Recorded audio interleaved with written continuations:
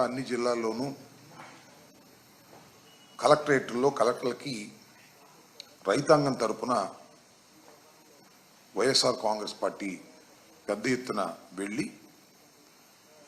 రైతుల సమస్య గురించి, ముఖ్యంగా ప్యాడీని గిట్టుబాటు ధరకు కొనకపోవటాన్ని ప్రశ్నిస్తూ గిట్టుబాటు ధర కొనే విధంగా డిమాండ్ చేస్తూ పెద్ద ఎత్తున ఇవ్వాలనుకున్నటువంటి విజ్ఞప్తులకు సంబంధించి కొన్ని జిల్లాల్లో ఎమ్మెల్సీ ఎన్నికల కోడ్ ఉన్నందువలన 11వ తారీఖు నుంచి దాన్ని 13వ తారీఖుకి పోస్ట్పోన్ చేయటం అయిందనే విషయాన్ని వైఎస్ఆర్సీపీ నాయకులు, కార్యకర్తలు, ప్రజలు, రైతాంగం గుర్తించాలని ఈ సందర్భంగా ప్రకటన రూపంలో తెలియపరుస్తూ ఉన్నాము.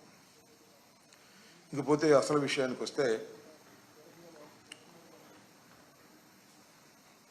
మన కాకినాడ సీపోర్ట్ వ్యవహారం ఏ విధంగా జరుగుతుందో అందరూ గమనిస్తూనే ఉన్నారు.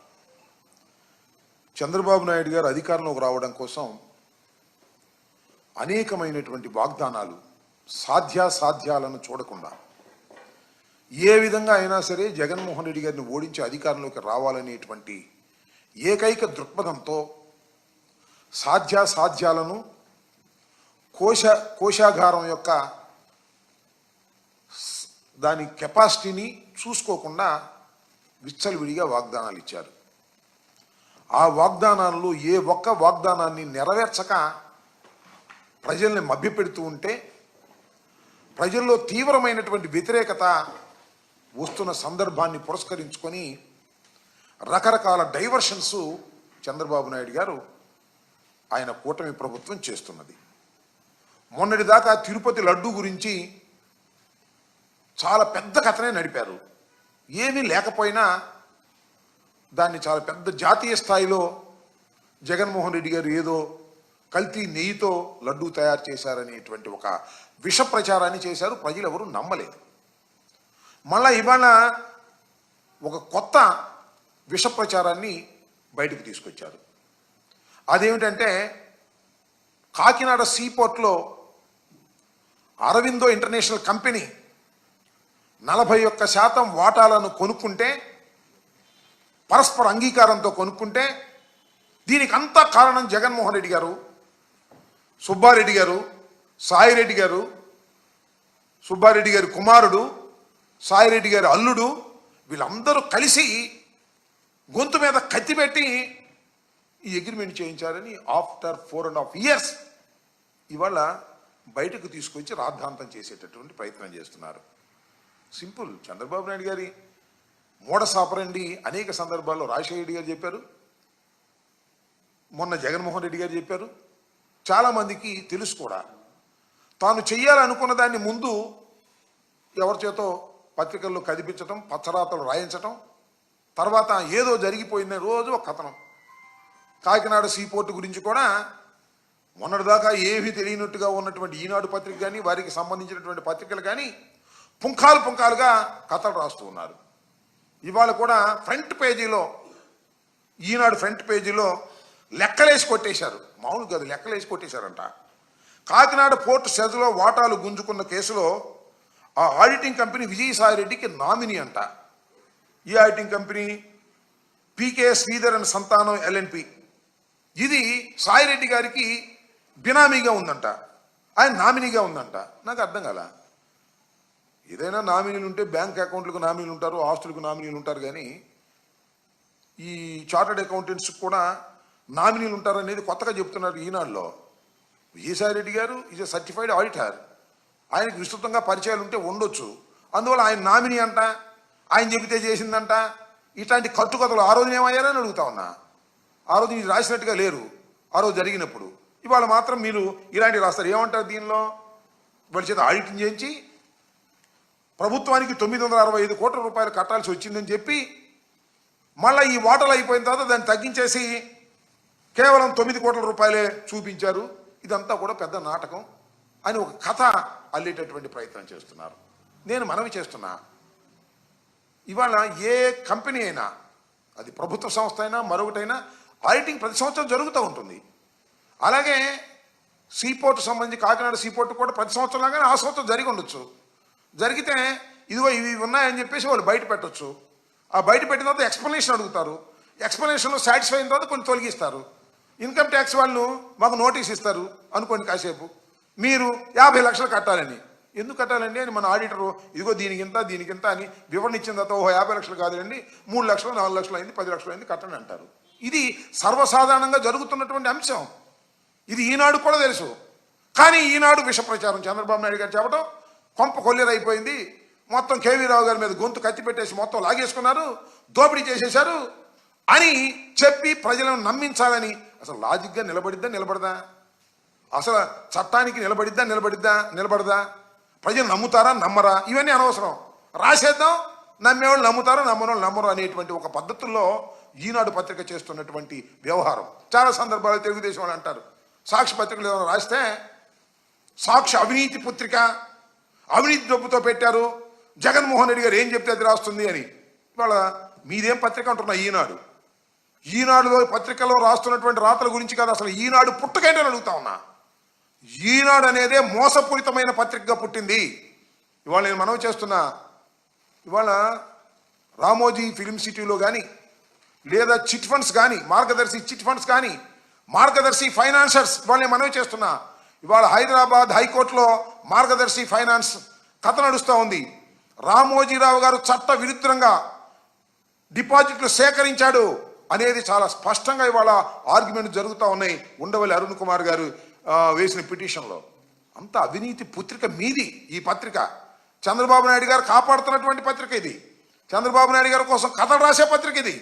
అలాంటి పత్రిక మీద పత్రికలో ఇవాళ పుంఖాలుగా సాయిరెడ్డి గారి మీద వీళ్ళ మీద పరస్పర అంగీకారంతో 41.12% తీసుకుని మార్పు చేసుకుని ఆర్ఓసి దగ్గర వీటన్నిటి దగ్గర కూడా మార్పు చేసుకుని ఒక చట్టబద్ధత పొందినటువంటి దాన్ని ఇవాళ అధికారంలోకి రాగానే ఆ కేవీరావుని బొట్టు రావడం, అబ్బాయి నువ్వు కంప్లైంట్ ఇవ్వడం, నీకేం కావాలో చేసి పెడతామని చెప్పడం, లేదా బెదిరించడం, లేదా బుట్టలో వేసుకోవటం.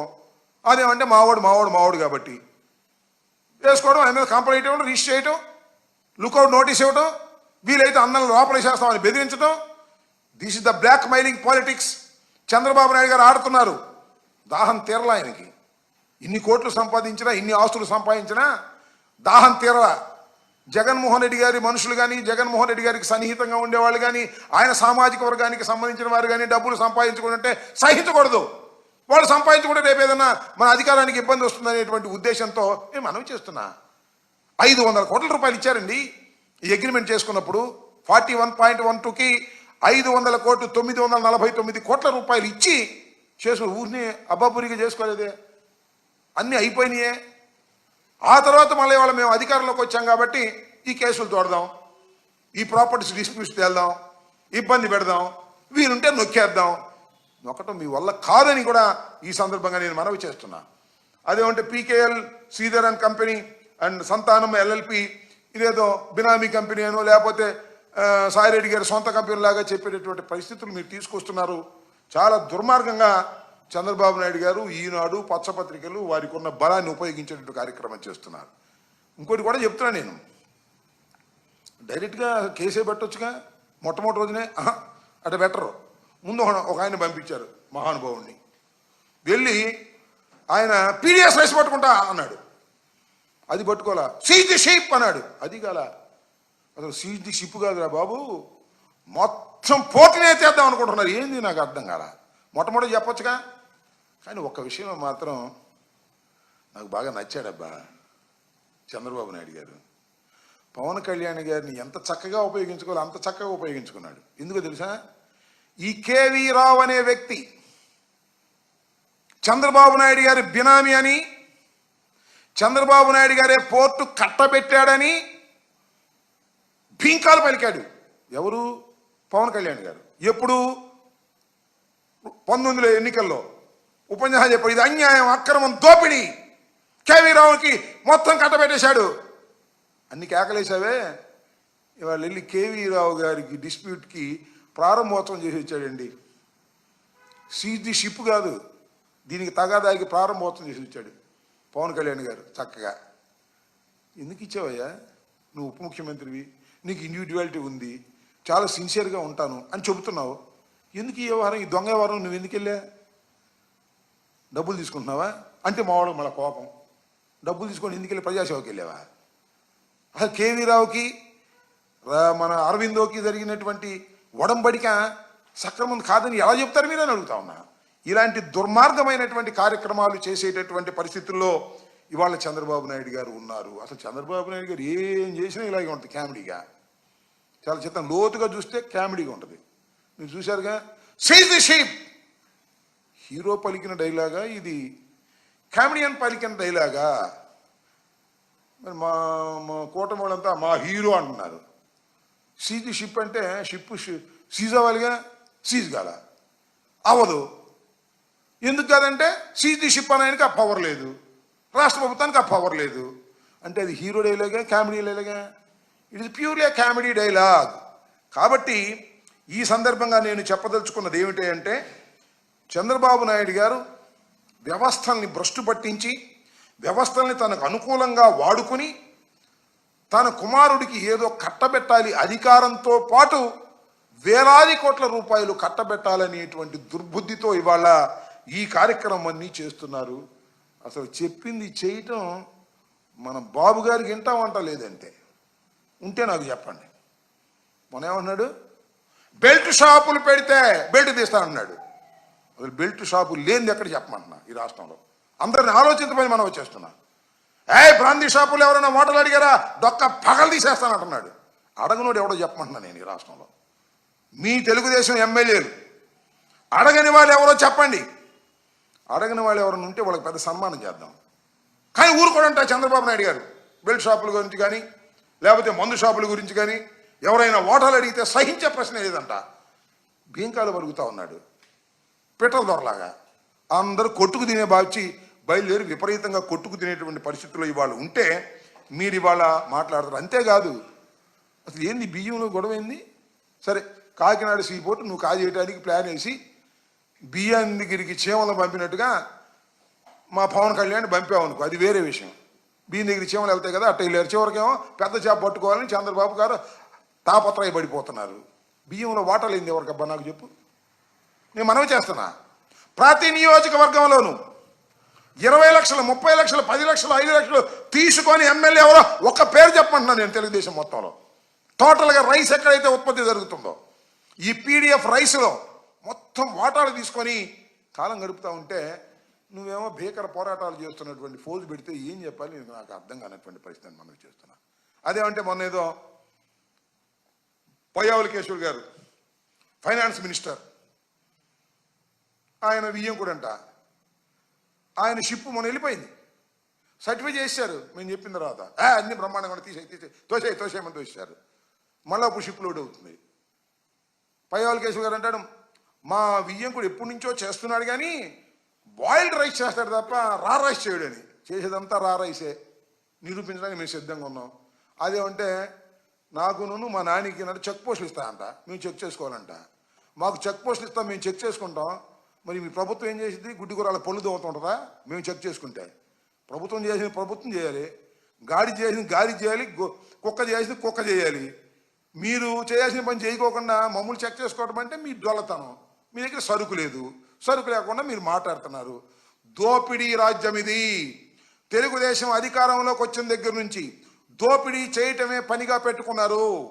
ఏదో ఒక విధంగా వైఎస్ఆర్ కాంగ్రెస్ పార్టీ నాయకుల్ని కానీ వైఎస్ఆర్ కాంగ్రెస్ పార్టీకి సంబంధించినటువంటి సంస్థలను కానీ ఇబ్బంది పెట్టాలనే దుర్బుద్ధితో ప్రయత్నం చేసే కార్యక్రమంలోనే అరబిందో ఫార్మ్స్ని కూడా ఇబ్బంది పెట్టే కార్యక్రమంలో కేవీ రావు గారిని ఉపయోగించుకొని అడ్డం పెట్టుకొని ఈ కార్యక్రమాన్ని చేస్తున్నారు. ఇది ఫ్యాక్ట్ అండి. కంపెనీలు ఎన్ని మారుతున్నాయి, ఎంతమంది షేర్లు అమ్ముకుంటున్నారు. చంద్రబాబు అమ్ముకోలేదా? చంద్రబాబు అమ్ముకున్నాడా లేదా? అక్కడ దగ్గర రామోజీరావు గారు తమ షేర్లు అమ్ముకోలేదా? నాకు తెలియక అడుగుతా. షేర్లు అమ్ముకోవడం, కొనుక్కోవడం, మళ్ళీ ఈ వచ్చిన డబ్బులని 449 కోట్ల రూపాయలు అరబిందో వాళ్ళు కేవీ రావు గారికి ఇస్తే అవి తీసుకెళ్ళి ఇంకో చోట ఇన్వెస్ట్ చేసుకొని ఆయన లబ్ధి పొందాడు. ప్రభుత్వానికి 20% వాటా ఉంది. ఆ రోజున చంద్రబాబు నాయుడు గారు కేవీ రావు కట్టబెట్టే రోజున మొత్తం అంతా కట్టబెట్టి 20% నామినల్ ప్రైస్ ఏమో దీనికి పెట్టి చేశారు. అసలు కేవీ రావు గారి దగ్గర నుంచి కొనదలుచుకున్నప్పుడు, కత్తి పెట్టి కొనదలుచుకున్నప్పుడు, గన్ను పెట్టి కొనదలుచుకున్నప్పుడు మొత్తం కొనేసేవాడుగా. 51% కొనేస్తే మొత్తం అంతా వెళదే కదా. చంద్రబాబుకు అలవాటు. చిట్ ఫండ్ సంస్థలో సహాయకుడిగా ఉన్నాడు కదా జేజే రెడ్డి అని. ఆయన కుటుంబం దగ్గర కత్తి పెట్టాడో, గన్ను పెట్టాడో, కర్ర పెట్టాడో పెట్టి ఆ మొత్తాన్ని లాక్కుని చేశాడనేది జేజీ రెడ్డి వారసులు వచ్చి కంప్లైంట్ ఇచ్చారు. కేసు రిజిస్టర్ అయి ఉంది. దాని మీద కూడా ఎంక్వైరీ జరుగుతుంది. గుర్తుపెట్టుకోమని మనం చేస్తున్నా. ఈ విధంగా వ్యవస్థల్ని భ్రష్టు పట్టించి, వ్యవస్థల్ని మేనేజ్ చేసి ఏదో ఒక విధంగా బురద జల్లాలనేటువంటి కార్యక్రమంలో చంద్రబాబు నాయుడు గారు పనిచేస్తున్నారు. అరబిందో కంపెనీలో వారు కొన్నటువంటి షేర్లు చట్టబద్ధమైనవనేది అందరికీ తెలిసినటువంటి సత్యమైన, ఏదో ఒక విధంగా పోలీస్ యంత్రాంగాన్ని తనకు ఉపయోగించుకొని పిచ్చి కంప్లైంట్లన్నీ కూడా రిజిస్టర్ చేసి కేసులతో ఇబ్బంది పెట్టాలనేటువంటి పరిస్థితులు ఉన్నారు. పోలీసు వ్యవస్థ కూడా సక్రమంగా పనిచేసే విధంగా ఉండాలి తప్ప, డీజీపీ గారికి నేను మళ్ళా చెప్తున్నా, ఆల్ ది ఐపీఎస్ ఆఫీసర్ మళ్ళా చెబుతున్నా, ఇచ్చిన ప్రతి కంప్లైంట్ రిజిస్టర్ చేస్తారు. మేము ఇచ్చామే కంప్లైంట్స్, నేను స్వయంగా వెళ్ళి ఇచ్చానే, సోషల్ మీడియాకు సంబంధించింది. ఒక్కటైనా మీరు రిజిస్టర్ చేశారా అని అడుగుతా ఉన్నా. చెయ్యరు. చూస్తాం, చేయకపోతే దానికి మార్గాలు ఉన్నాయి. కాబట్టి పోలీసు వ్యవస్థను అడ్డం పెట్టుకొని రాజ్యాధికారంతో మీరు ఏదో చేయాలని తాపత్రయపడుతున్న మీకు రాబోయే కాలంలో గట్టి గుణపాఠం చెప్పేటటువంటి పరిస్థితి కూడా వస్తుందనే విషయాన్ని దయచేసి మర్చిపోవద్దని కూడా ఈ సందర్భంగా నేను చెప్పదలుచుకున్నాను. ఓకే,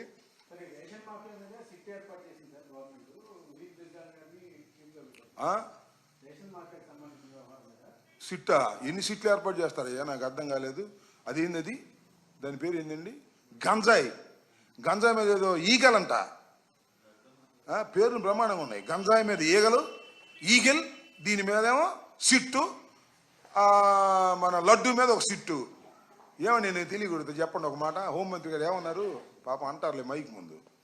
గంజాయి 100 రోజుల్లో గంజాయి లేని రాష్ట్రాన్ని ఏర్పాటు చేస్తాం. ఎన్ని రోజులు అయింది ఇప్పటికే? ఎక్కడ దొరకట్లేదు గంజాయి? చెప్పండి నాకు. గంజాయి దొరకలేదా? గుండె మీద చేసుకు చెప్పండి హోంమంత్రి గారిని, డీజీపీ గారిని. ఆ ఈగల్ని పెట్టి వాళ్ళని అడగండి. గుండె మీద చేసుకు చెప్పండి గంజాయి ఎక్కడ దొరుకుతుందో. అన్ని చోట్ల గంజాయి విచ్చలవిడిగా దొరుకుతుంది. ఇది అవాస్తవమా? బిల్డ్ షాపులు అవాస్తవమా? మద్యంలో వాటాలు అవాస్తవమా?